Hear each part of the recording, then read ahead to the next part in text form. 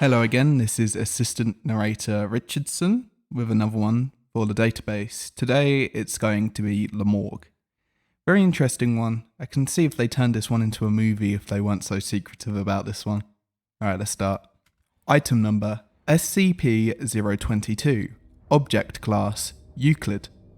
Special Containment Procedures. A vault door has been installed following Incident 022-827 to seal SCP-022.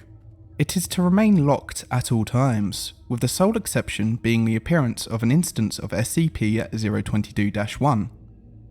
The original door to SCP-022 was destroyed during Incident 022-827, with attempts at replacement being met with failure. Security cameras have been installed to monitor for instances of the SCP-022-1. In the event that an instance of SCP-022-1 appears, automated systems should incinerate it the moment it leaves. At this point, the vault door may be unlocked to admit cleanup crews. Should the automated systems fail to destroy the instance of SCP-022-1, response teams are cleared to enter and neutralize it.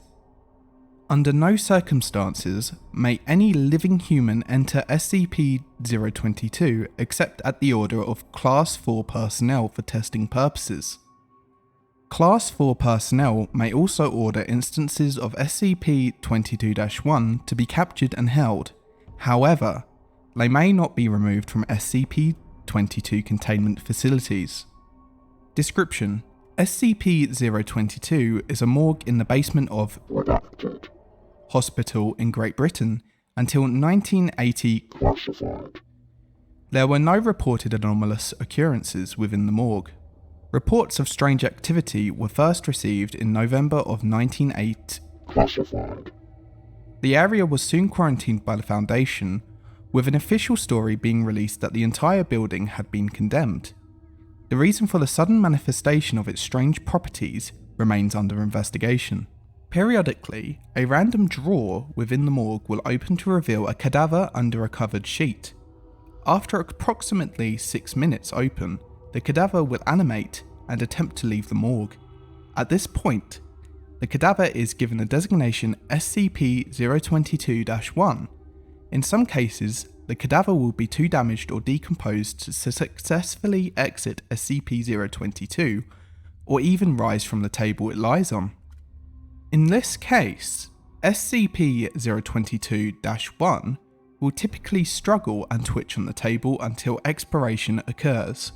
Should an instance of SCP-022-1 expire while remaining on the table slides back into the drawer, which then shuts. Reports indicate that a scent of burning tissue is evident immediately following such an event. The energy source that sustains instances of SCP-022-1 is currently unknown. Instances do not breathe, eat or sleep, and their bodies produce no heat. Analysis of SCP-022-1 following expiration has discovered no abnormal organs or chemicals present. They appear to be fully human cadavers. Instances also possess physical strength that exceeds that of normal humans. Though direct testing has proven problematic, researchers estimate the strength increase to be approximately 500 newtons, or 112 pounds of lifting force, greater than that what one would expect of a human body sharing a similar condition. Analysis is underway to determine if this effect is connected to the unknown power source or if it is an entirely separate phenomenon. When body parts are severed from SCP-022-1, the portion with the greatest mass retains its effects. All other pieces become inert. Destruction of the head or brain does not neutralize SCP-022-1. Instead, the lower torso and limbs remain animate. Complete tissue destruction appears to be the only method of successfully terminating instances of SCP-022-1. Left alone, instances of SCP-022-1 will simply expire. All motion ceases and they appear to become normal cadavers again. The amount of time this takes depends on how damaged the body is and the rate of decomposition. and can take anywhere between 2 days and 3 weeks. Investigation has revealed that the bodies acting as SCP-022-1 match the description of the cadavers reported to have been stolen from morgues across the country. The mechanism for this transfer is currently being researched. Adding any new matter to SCP-022 has thus far proved impossible. Any object that enters SCP-022 disappears shortly after passing through the door, leaving no trace. This includes inanimate objects and biological specimens, see Addendum 022-1 and 022-2. As long as an instance of SCP-022-1 possesses a functioning mouth, tongue, and trachea, it is able to communicate fully with researchers. See interview log 022-751 for details. Alright, so now we're going to look at the interview log. Let's start. Each of the following interviews begin in much the same way. The instance of SCP-022-1 would typically be hysterical until Foundation personnel are able to calm/restrain them. These portions have been omitted. Date: March Classified. 1980. Classified. Interviewee: SCP-022-1-2. Interviewer: Dr. Classified. Notes: SCP-022-1-2 was the second instance of SCP-022-1 that the Foundation discovered, the first having been destroyed on site by Foundation agents.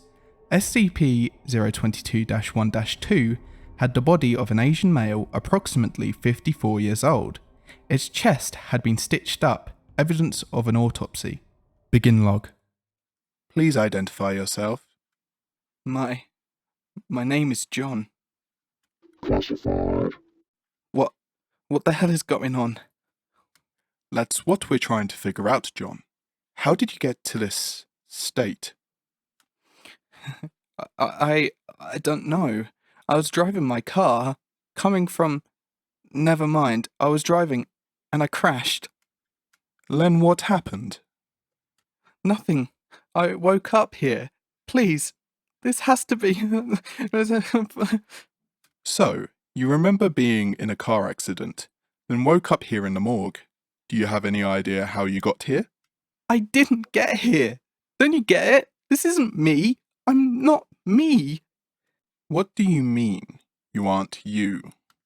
At this point, SCP-022-1-2 became severely agitated and had to be physically restrained.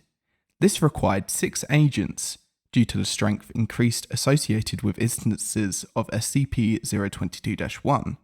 Eventually, SCP-022-1-2 was calmed and the interview proceeded.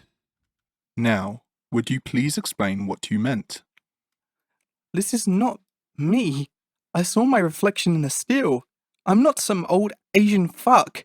This isn't me. End log. Following the last statement, SCP-022-1-2 began to smash its head against the wall. Once further restrained, it began to scream unintelligibly for several hours before falling silent. It continued to struggle, though apparently unable to speak, for an additional 6 days until it finally ceased motion. During this time, it continued decomposing at a natural rate. An examination of the body following this interview was unable to determine a cause of death, as many of the internal organs had been removed. The only injury that did not appear to be a result of a previous surgery/autopsy was a damaged trachea. Date: March Classified. 1980. Classified. Interviewee: SCP-022-1-5. Interviewer: Dr. Classified. Notes: SCP-022-1-5, animated shortly after D5619, was sent into SCP-022 and subsequently disappeared. SCP-022-1-5 had the body of an approximately 12-year-old female, missing its right arm and a large portion of its torso. Following the incident with SCP-022-1-3, all instances of SCP-022-1 are physically restrained before being introduced to the valuable personnel, with SCP SCP-022-1-5 being no exception. Begin log. Please state your name. What did you bastards do to me? Please state your name. What the fuck did you do to me? We have done nothing to you. Now please state your name. You know who I fucking am. Refresh my memory, Len, please. I'm the guinea pig you just fucked up. Don't tell me you forgot me, Dr. Arsehole. Are you D5619? In the flesh. And for your information, jackass, my name is... Redacted. Now change me back, you son of a bitch. Change me fucking back. End log. At this point, Dr. Classified. asked SCP-022-1-5 several questions to verify its identity. Though its identity was confirmed to be that of D5619, no further useful information was gained from SCP-022-1-5. It was kept in a holding cell until expiring 2 days later. After 3 weeks, the body of D5619 animated as SCP-022-1-7. In a brief interview with SCP-022-1-7, it claimed to be an 89-year-old female. Addendum 022-1. A request has been submitted to create a new entrance to SCP-022 by removing a portion of the south wall. Request pending approval. Addendum 022-2. A pile of matter was discovered on the floor of the room directly above SCP-022. It appeared to contain all matter that had been sent into SCP-022, with the exception of humans. All materials appeared broken and worn down. Metallic components were covered in large amounts of rust, with all biological parts being in various stages of decomposition. Testing revealed that the time between inserting an object into SCP-022 and reappearing above to be precisely 183 seconds. Humans who enter, however, do not appear in said pile. Instead, humans appear to become integrated into the morgue, and may later animate as instances of SCP-022-1. I told you, right? This could have been a movie if we weren't so secret, you know. It's a perfect basis for a movie. Anyway, that's it for this one. See you guys later.